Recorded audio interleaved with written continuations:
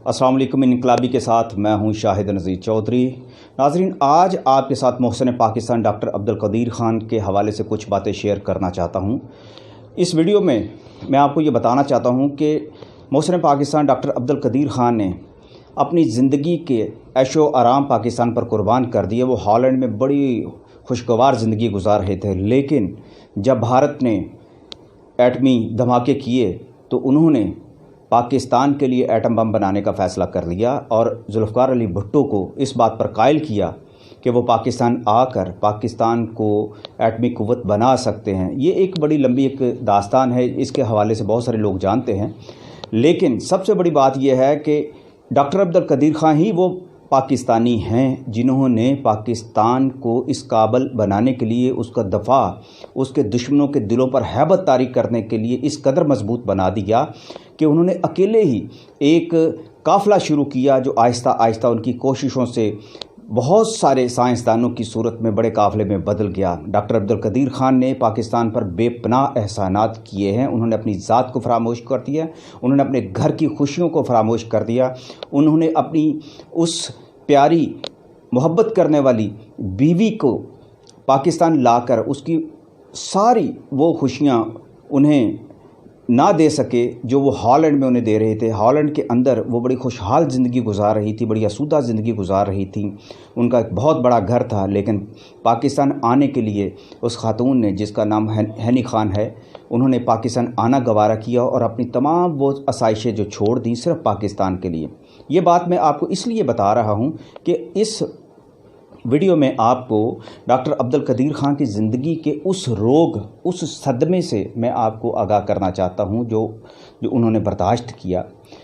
मैं आपको ये बताना चाहता हूं कि पाकिस्तान में जो सबसे पहला सियासतदान और बड़ा लीडर था जिसने डॉक्टर अब्दुल कदीर ख़ान को बहुत ज़्यादा तकालीफ़ पहुंचाने की कोशिश की थी, उसका नाम सुनकर आप हैरान हो जाएंगे। ये मियाँ नवाज़ शरीफ थे। मियाँ नवाज़ शरीफ को एटमी धमाकों का एजाज़ दिया जाता है। कहा जाता है कि उन्होंने एटमी धमाके करके भारत का सर जो है झुका दिया, उसका गरूर खाक में मिला दिया। लेकिन पाकिस्तान के एटमी धमाकों के पीछे एक बहुत बड़ी कहानी छुपी हुई है। नवाज़ शरीफ को एटमी धमाकों तक लाने के लिए और उन्हें ये क्रेडिट दिलवाने के पीछे भी डॉक्टर अब्दुल कदीर ख़ान का हाथ है। इस पर भी मैं बात करता हूं, लेकिन उससे पहले ये बात आपके जहन में ज़रूर मैं नक्श करना चाहता हूं, और ये मैं तारीख़ का एक हिस्सा है जो मैं आपसे शेयर करना चाहता हूं। ये डॉक्टर अब्दुल कदीर ख़ान साहब ने मुझे ख़ुद ये बहुत सारी ऐसी बातें बताई थी, उन्होंने अपना ये दुख मेरे साथ शेयर किया था। 93 में जब मियाँ नवाज़ शरीफ और उस वक्त के सदर ग़ुलाम इस्हाक़ खान के दरमियान अनबन शुरू हो गई तो उन्होंने असम्बलियाँ तोड़ दी थी। असम्बलियाँ तोड़ने के बाद मियाँ नवाज़ शरीफ तक ये पैगाम पहुंचा कि ग़ुलाम इस्हाक़ खान निगरान वज़ीर आज़म के लिए या उनके मुतबादल के तौर पर पाकिस्तान में जो नया वज़ीर आज़म लाना चाहते हैं वो डॉक्टर अब्दुल कदीर ख़ान हैं। जो उनकी किचन कैबिनेट है, उन्होंने मियाँ नवाज़ शरीफ का जहन ख़राब किया। मियाँ नवाज़ शरीफ ने अपने असम्बलियाँ तोड़ने का केस जो है अदालत में लेकर गए तो वो दोबारा बहाल हो गई। दोबारा बहाली के बाद मियाँ नवाज़ शरीफ ने डॉक्टर अब्दुल कदीर ख़ान को अपनी ज़िद, अपनी अनाह पर कुर्बान करने की कोशिश शुरू कर दी। उस वक्त पाकिस्तान ने एटमी धमाके नहीं किए थे, लेकिन पाकिस्तान एटमी क़ुव्वत बन चुका था, डिक्लेयर ऑफ द रिकॉर्ड हो चुका था। मियाँ नवाज़ शरीफ ने ये पूरा एक प्लान बनाया अपने किचन कैबिनेट के साथ कि डॉक्टर अब्दुल कदीर ख़ान को कैसे पूरी कौम के सामने ज़लील व ख़वार किया जाए और इनका क्रेडिट जो है डिस्क्रेडिट में बदला जाए। वो एक बैरूनी दौरे पर बाहर चले गए। पीछे से उनकी किचन कैबिनेट के जो ख़ास लोग थे, जिनमें अनवर सैफुल्ला थे, नवाज़ खोखर थे जो उस वक्त नेशनल असम्बली के डिप्टी स्पीकर भी रह चुके थे, इसी तरह उनकी टीम के कुछ और वज़रा और MNA हज़रात ने CDA के साथ मिलकर डॉक्टर अब्दुल कदीर ख़ान के घर पर हमला कर दिया। बनीगाला में डॉक्टर अब्दुल कदीर ख़ान ने अपना एक घर बनाया था जो उन्होंने बेगम हैनी खान को خوش کرنے کے لیے، ان کے اطمینان کے لیے، ان کی آسودگی کے لیے وہاں گھر اس لیے بنایا کہ وہاں سے راول ڈیم کا بڑا خوبصورت ایک نظارہ وہاں نظر آتا تھا۔ اس کے پیچھے ایک کہانی یہ تھی کہ بیگم حنی خاں ہالینڈ میں جس گھر میں رہتی تھیں، اس کی کھڑکی سے دریائے رائن کا نظارہ بڑا خوبصورت دکھائی دیتا تھا، اور یہ ایک ایسا منظر تھا بنی گالا میں گھر بنانے کا۔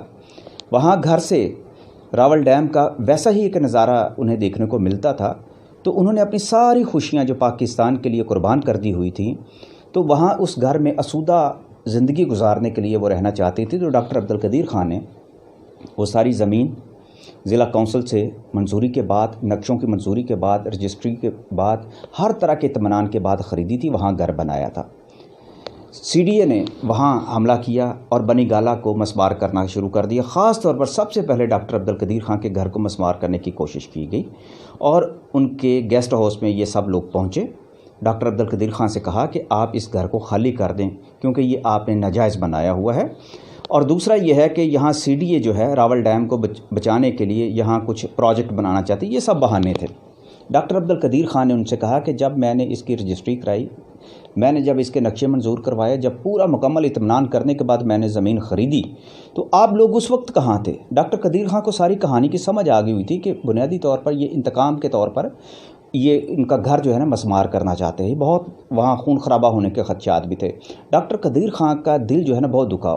انہوں نے سوچا کہ میں نے اپنی ساری زندگی پاکستان کے لیے قربان کر دی ہے، اور اپنی بیوی کا سارا عیش و آرام جو ہے وہ ایک طرف رکھ کے میں نے دن رات انہیں صرف پاکستان کے ساتھ ان کی کمٹمنٹ کو جو ہے نا مسلسل قائم رکھا کہ ہمیں پاکستان میں رہنا ہے۔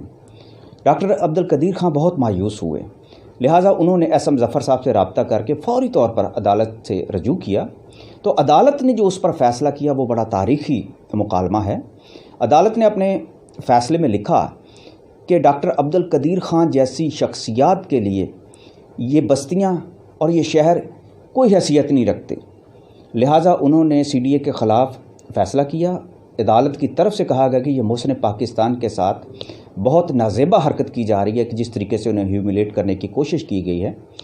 تو یہ ایک ایسا کام تھا جو آپ کو یہ بتانا مقصود ہے کہ ڈاکٹر عبدالقدیر خان کو نواز شریف نے ایک نہیں، تاریخ میں کئی ایسے واقعات تھے جو ڈاکٹر صاحب نے مجھے بھی بتائے تھے کہ بہت ایسے واقعات گزرے کہ جب میاں نواز شریف نے انہیں تنقید کا نشانہ بنایا، ان پر ظلم کرنے کی کوشش کی، انہیں نقصان پہنچانے کی کوشش کی، لیکن ڈاکٹر عبدالقدیر خان نے پھر بھی جب ایٹمی دھماکوں کی بات آئی تو انہوں نے نواز شریف کو یہ کریڈٹ دلوانے میں سب سے پہلے پہل کی، اور انہوں نے یہ کہا کہ اگر آپ نے یہ دھماکے نہ کیے تو قوم آپ کا دھماکہ بھی کر سکتی ہے۔ یہ بات ایک ہو گئی۔ ڈاکٹر عبدالقدیر خان نے ایک اور نواز شریف پر بڑی مہربانی کی تھی، یہ بھی میں آپ کو بتاتا چلوں کہ میاں نواز شریف اور مشرف کے ٹکراؤ کے بعد جب ان کو امکان تھا کہ شاید پھانسی پر لٹکا دیا جائے، لیکن اس دوران ڈاکٹر عبدالقدیر خان نے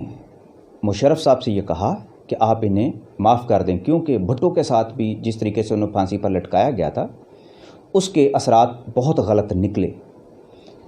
اپنے دور میں ڈاکٹر عبدالقدیر خان صاحب نے بھٹو صاحب کی پھانسی کو بھی رکوانے کے لیے ضیاء الحق صاحب سے بڑی ریکویسٹ کی تھی اور کہا تھا کہ آپ یہ کام نہ کریں کیونکہ بھٹو نے پاکستان کو ایٹمی قوت بنایا ہے، تو آپ یہ کام نہ کریں۔ یہ باتیں بہت ساری لوگ جانتے ہیں، کالموں میں بھی لکھی جا چکی ہیں، لیکن چونکہ یہ ڈاکٹر صاحب نے میرے ساتھ بھی کی ہوئی ہیں باتیں، تو اس لیے میں سمجھتا ہوں کہ یہ تاریخ خود ایک امانت ہوتی ہے جو میں آپ تک خود پہنچانا چاہ رہا ہوں کہ جب ایٹمی دھماکوں کا وقت آیا تو ڈاکٹر عبدالقدیر خان نے نواز شریف کو یہ کریڈٹ دلوایا انہی کے دور میں کہ یہ کریڈٹ لے کر وہ ہیرو بنے، لیکن میاں نواز شریف نے ڈاکٹر عبدالقدیر خان کے لیے کبھی کچھ نہیں کیا، نہ ڈاکٹر عبدالقدیر خان نے کبھی ان سے کچھ مانگا۔ یہاں میں آپ کو بتاتا چلوں کہ میاں نواز شریف کے جو والد تھے وہ ڈاکٹر عبدالقدیر خان کی بہت زیادہ عزت کرتے تھے، اتنا احترام کرتے تھے کہ جس کا کوئی حساب نہیں ہے، اور انہوں نے اپنے بیٹوں کو بھی یہ بات کہی ہوئی تھی کہ ڈاکٹر خان کے ساتھ ہمیشہ حسن سلوک کا مظاہرہ کرنا، لیکن اپنے والد کی وفات کے بعد بہت ساری باتیں وہ بھول گئے، اور انہوں نے کبھی پلٹ کر یہ نہیں سوچا کہ ہمیں ڈاکٹر عبدالقدیر خان کے ساتھ حسن سلوک کرنا ہے۔ جب وہ دوبارہ اقتدار میں آئے ہیں، آپ دیکھ لیں، ڈاکٹر عبدالقدیر خان کے لیے انہوں نے کچھ نہیں کیا۔ ڈاکٹر عبدالقدیر خان کے ساتھ جو ظلم اور زیادتی ہوئی ہے اس پر پوری قوم شرمندہ ہے۔ یہ ہمارے ہیرو ہیں، گریٹ خان ہیں، محسن پاکستان ہیں۔ آج ان کو جس حالت میں ہم دیکھتے ہیں تو دل خون کے آنسو روتا ہے۔ ان کے چہرے پر ہمیشہ خوشیاں ہوتی تھی، ان کی آنکھوں میں ہمیشہ تابندگی ہوتی تھی، چمک ہوتی تھی لازوال۔ لیکن آج بڑھاپے میں جس طرح سے انہیں ہم دیکھتے ہیں تو دل کڑتا ہے۔